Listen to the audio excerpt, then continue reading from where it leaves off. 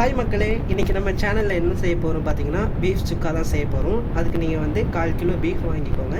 அது வந்து நீங்கள் மஞ்சத்தூள் போட்டு நல்லா வாஷ் பண்ணி எடுத்துக்கோங்க. இந்த மாதிரி நம்ம வாஷ் பண்ணி எடுத்துக்கிட்ட இந்த பீஃபை வந்து என்ன செய்யலாம்னா, நம்ம ஒரு 2 லிட்டர் அளவு குக்கரு அந்த குக்கரில் வந்து நம்ம போட்டுக்கலாம்.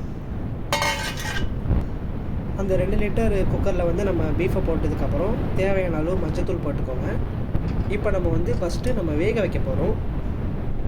ஸோ இந்த கறியை நம்ம வேக வைக்கிறதுக்கு மஞ்சத்தூள் போட்டிருக்கோம், தேவையான அளவு உப்பு போட்டிருக்கோம்.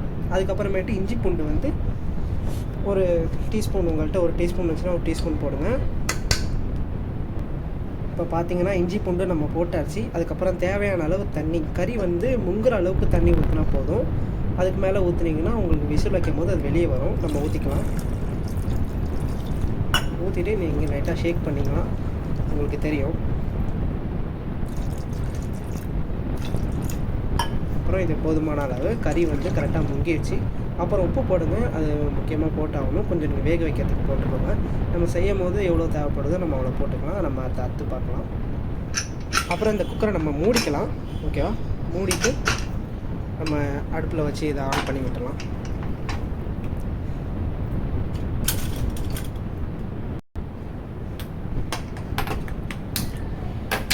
ஹை ஃப்ளேம்லேயே வைங்க, ஏன்னா கொஞ்சம் சீக்கிரமாக விசில் வரணும். அதனால் ஒரு 6 to 5 விசில் வைக்கலாம். உங்களுக்கு கறி எப்படின்னு தெரியல, கறி வந்து கொஞ்சம் சாஃப்டாக இருந்துச்சுன்னா சீக்கிரமாக வெந்துடும். கொஞ்சம் ஹார்டாக இருந்துச்சுன்னா அது வந்து வேக லேட் ஆகும்.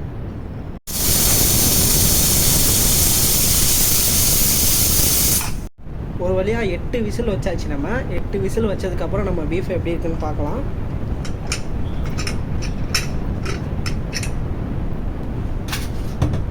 பார்த்தீங்கன்னா தெரியும், நல்லா சாஃப்டாக ஒரு 80% வந்து வெந்திருக்கும்.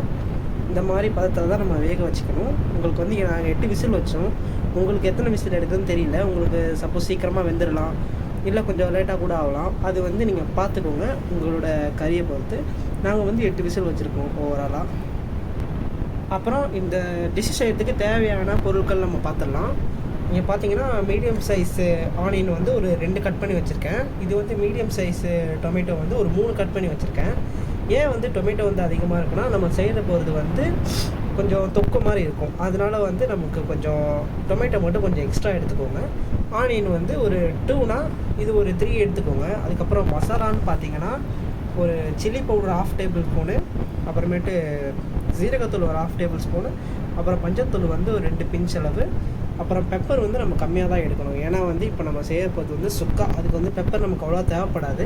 அதனால் வந்து நம்ம பெப்பர் வந்து 1/2 டேபிள் ஸ்பூனுக்கும் கொஞ்சம் கம்மியாக எடுத்துக்கலாம். அப்புறமேட்டு உப்பு வந்து நம்ம ஏற்கனவே அந்த பீஃபில் போட்டிருக்கோம், அதனால் உப்பு வந்து தேவையான அளவு எடுத்துக்கோங்க. இப்போ வந்து நம்ம ஸ்டவ் ஆன் பண்ணிக்கலாம். இப்போ நம்ம செய்ய ஆரம்பிச்சிடலாம். கொஞ்சம் ஹை ஃப்ளேம்லேயே வைங்க, ஏன்னா வந்து கடாய் சீக்கிரமாக ஹீட் ஆகணும். கடாய் கொஞ்சம் ஹீட் ஆகிறதுக்கு முன்னாடி நம்ம ஆயில் ஊற்றிக்கலாம்.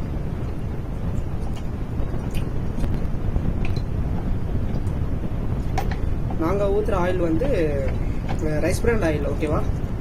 உங்கள்கிட்ட என்ன ஆயில் இருக்கோ ஊற்றலாம். நீங்கள் பாம் ஆயில் ஊற்றிக்கலாம், ரீஃபண்ட் ஆயில் ஊற்றிருக்கலாம். ஓகேங்களா? எங்கள்கிட்ட வந்து ஃபார்ச்சூன் வந்து ரைஸ் பிராண்ட் ஆயில் வச்சுருக்கோம், நாங்கள் அது ஊற்றிருக்கோம்.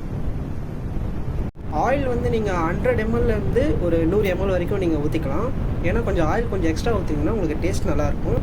அதுக்கப்புறம் இது தாளிக்கிறதுக்கு வந்து நம்ம வந்து பார்த்திங்கன்னா காஞ்ச மிளகா 1 எடுத்துருக்கோம். இது எல்லாமே ஃப்ளேவருக்கு தான். ஓகேங்களா? இது வந்து நீங்கள் கண்டிப்பாக போட்டாகணும். அப்புறம் நீங்கள் கர்லி கொஞ்சோன்னு,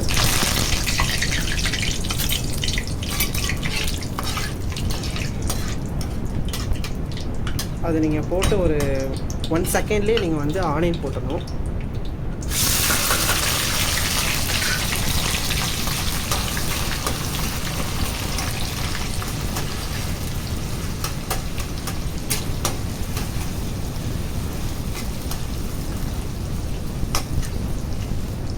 ஆனியன் வந்து கொஞ்சம் வதங்கட்டும், அதை எதுவும் பண்ண வேணாம். கொஞ்சம் அப்படியே விட்டிங்கன்னா அதுவே கொஞ்சம் வதங்கும்.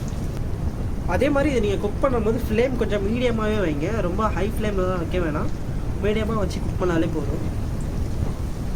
ஆனியன் வந்து பார்த்திங்கன்னா ஓரளவுக்கு வதங்கிடுச்சு. அதுக்கப்புறம் நம்ம டொமேட்டோ ஆட் பண்ணிக்கலாம். அதில்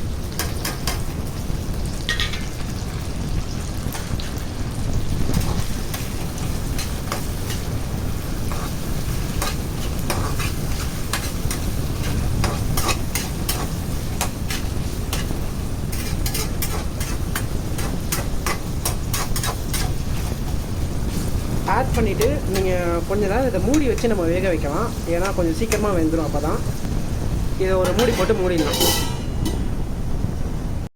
இப்போ வந்து பார்த்திங்கன்னா ஆனியனும் டொமேட்டோவும் கொஞ்சம் நல்லா வெந்துருச்சு. இதுக்கப்புறம் மட்டும் நம்ம இஞ்சி பூண்டு வந்து ஒரு டேபிள் ஸ்பூன் இதில் ஆட் பண்ணுறோம்.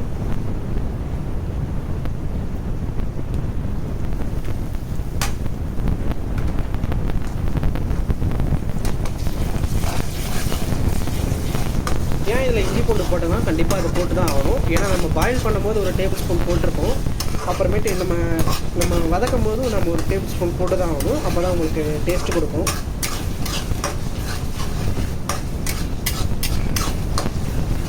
கொஞ்ச நேரம் இது வந்து அந்த இஞ்சி பூண்டு ரா ஸ்மெல் போகிற வரைக்கும் நம்ம வதக்கிக்கலாம். இப்போ பார்த்தீங்கன்னா அந்த இஞ்சி பூண்டோட இந்த ரா ஸ்மெல் வந்து போயிடுச்சு. இப்போ நம்ம வந்து பாயில் பண்ணி வச்சுருந்த பீஃபை வந்து நம்ம இதில் ஆட் பண்ணிக்கலாம்.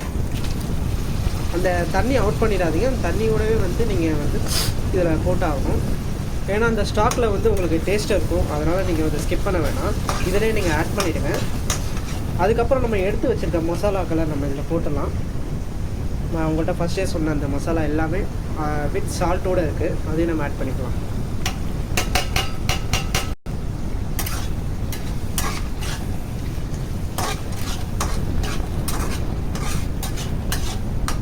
கொஞ்சம் கேமரா அப்படி இப்படி ஆடிட்டு தான் இருக்கும். ஏன்னா வந்து நானே ஷூட் பண்ணுறேன், நானே வந்து சமைக்கிறேன். அதனால் இன்னும் கேமராமெல்லாம் இன்னும் அரேஞ்ச் பண்ணல. ஏன்னா இப்போ தான் நம்ம ஸ்டார்ட் பண்ணியிருக்கோம். நம்ம அவ்வளோ பெரிய யூடியூபர்லாம் கிடையாது. இதுக்கப்புறம் நீங்கள் பண்ணுற சப்ஸ்கிரைபில் தான் இருக்குது. கண்டிப்பாக நாங்கள் வந்து உங்களுக்கு வீடியோ குவாலிட்டி எல்லாமே இனிமேல் பெஸ்ட்டாக இருக்கும். இனிமேல் எல்லா சமையலும் நீங்கள் டெய்லியும் பார்க்கலாம். இப்போ நம்ம இதில் எல்லா மசாலாவும் போட்டாச்சு. ஆல்மோஸ்ட் வந்து முடிஞ்சிருச்சு. இப்போ நம்ம இதை மூடி வச்சு கொஞ்சம் நேரம் வேக வைக்கலாம். நீங்கள் வந்து நிறைய பேர் யோசிக்கலாம், என்ன இதில் வந்து கோகோனட் போடல, நிறையா மசாலா எதுவுமே போடல அப்படின்னு யோசிக்கலாம். அதெல்லாம் எதுவுமே தேவையில்லைங்க. நீங்கள் இந்த மாதிரி செஞ்சு பாருங்கள். எப்போயுமே நீங்கள் இந்த மாதிரி தான் நீங்கள் சாப்பிடுவீங்க. கண்டிப்பாக உங்கள் வீட்டில் உள்ளவங்க எல்லாருக்குமே இது பிடிக்கும். இந்த மாதிரி நீங்கள் செஞ்சு பாருங்கள் ஒரு நாள். இப்போ பார்த்தீங்கன்னா சுக்கா ரெடி ஆகிடுச்சு. இப்போ நம்ம இந்த பவுலில் வந்து சர்வ் பண்ணிடலாம். இப்போ நம்ம அந்த பவுலில் சர்வ் பண்ணியாச்சு. அவ்வளோதான் ஃப்ரெண்ட்ஸ், முடிஞ்சிருச்சு. கொஞ்சம் கார்னிஷ்காக ஒரு நேரம் போட்டுக்கலாம். இந்த மாதிரி நீங்கள் வீட்டில் செஞ்சு பாருங்கள். இது வந்து ரைஸ்க்கும் ஆப்டாகும். நீங்கள் சப்பாத்தி, பரோட்டா, நீங்கள் எதுக்கு வேணால் இதை வச்சு சாப்பிட்லாம். ரொம்ப டேஸ்ட்டாக இருக்கும். அவ்வளோதான் ஃப்ரெண்ட்ஸ், இந்த வீடியோ முடிஞ்சிருச்சு. இதுக்கப்புறம் இன்னொரு வீடியோவில் நம்ம பார்க்கலாம். அது வரைக்கும் வெயிட் பண்ணுங்கள். பாய்.